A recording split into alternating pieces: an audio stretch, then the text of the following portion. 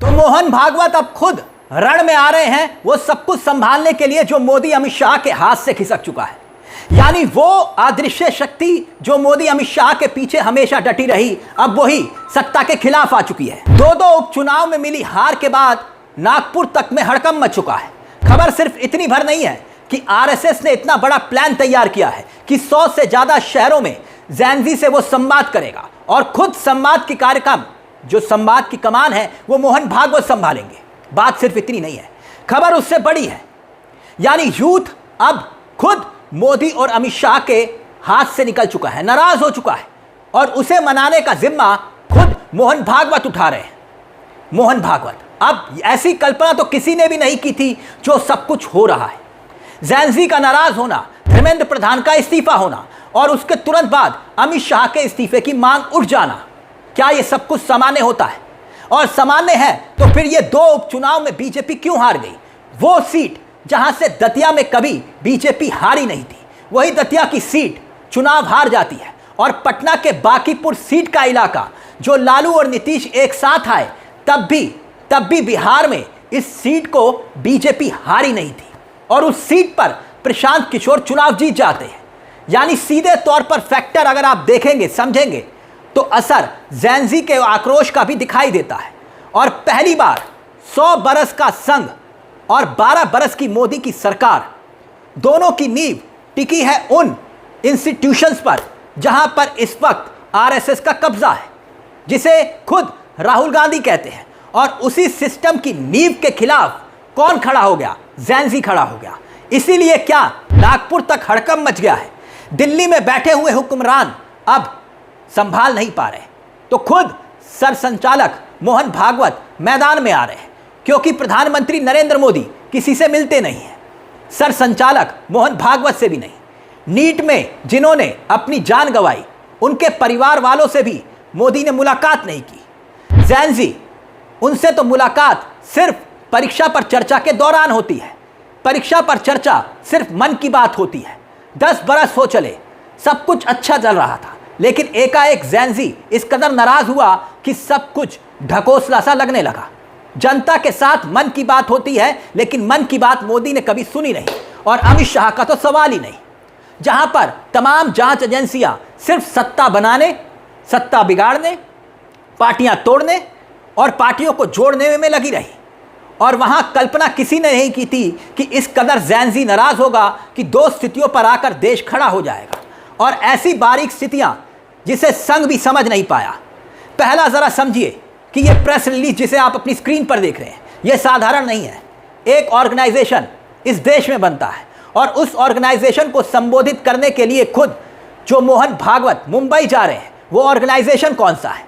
2 दिनों के बाद 6 तारीख को इस ऑर्गेनाइजेशन के भीतर एक कार्यक्रम हो रहा है। इसकी छत्र छाया में नाम है India international movement of United nation, जिसे बनाया था ऋषभ शाह ने। सत्ता के करीब कॉरपोरेट जगत से आते हैं। एडवाइजरी बोर्ड में शामिल कौन कौन है?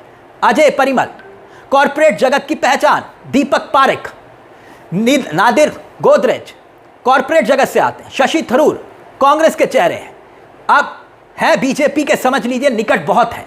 यहां कॉरपोरेट, वहां पर शशि थरूर। DY चंद्रचूड़, जी हाँ, वही चीफ जस्टिस रहे चंद्रचूड़ भी इस पैनल में दिखाई देंगे। फिल्मी कलाकार जो अक्सर मोदी के इर्द गिर्द होते हैं, उसमें एक नाम करण जौहर का है, वो भी इस बोर्ड के सदस्य हैं। PT उषा मंत्री जरूर है, लेकिन पहली पहचान इनकी महिला धावक के तौर पर है।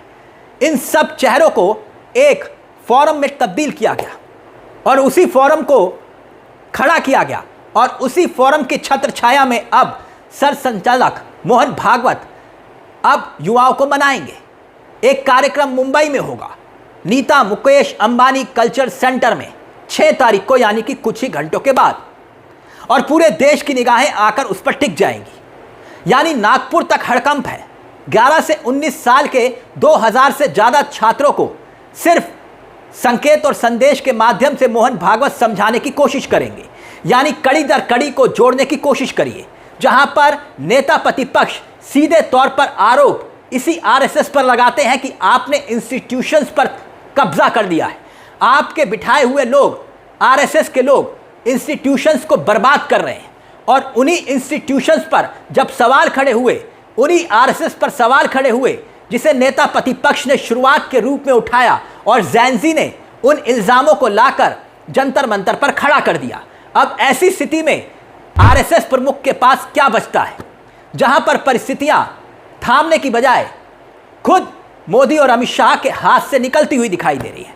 पार्लियामेंट जाने को वो तैयार नहीं है। जी हां, चंद कदम दूर है, लेकिन पहली बार ऐसा है ना तो मोदी पार्लियामेंट के भीतर जा रहे हैं और ना ही अमित शाह जा रहे हैं। यानी कुछ ना कुछ ऐसा जरूर है। अब सुनिए, पीयूष गोयल जो सत्ता के करीब हैं, कॉरपोरेट जगत के करीब हैं, वो जो कार्यक्रम को समझते हैं, संभालते हैं, सरकारें बनाना बिगाड़ना सब कुछ जानते हैं। सुनिए पीयूष गोयल क्या कुछ कह रहे हैं, सुनिए जरा। जेंजी हमेशा हमारे साथ था।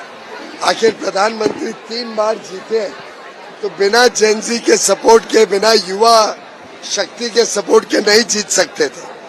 अभी हाल ही में जेंजी को लेकर मोहन भागवत ने बयान दिया और उसके ठीक बाद धर्मेंद्र प्रधान का इस्तीफा हुआ। तो क्या अब संघ भी समझ रहा है जो कुछ हो रहा है वो मोदी शाह से संभल नहीं रहा। अब 2 उपचुनाव में हार और सामने खड़ा यूपी का चुनाव। ऐसी स्थिति में अगर सब कुछ हाथ से खिसक गया तो सबसे पहले सवाल संघ परिवार पर ही खड़े होंगे। इसीलिए मोहन भागवत को खुद सामने आना पड़ रहा है। क्या यही वजह है? इस पूरे मुद्दे को लेकर आपकी क्या राय है? अपनी राय कमेंट बॉक्स में जरूर दीजिएगा। मुझे तिलक चावला को दीजिए इजाजत। नमस्कार, जय हिंद, जय भारत।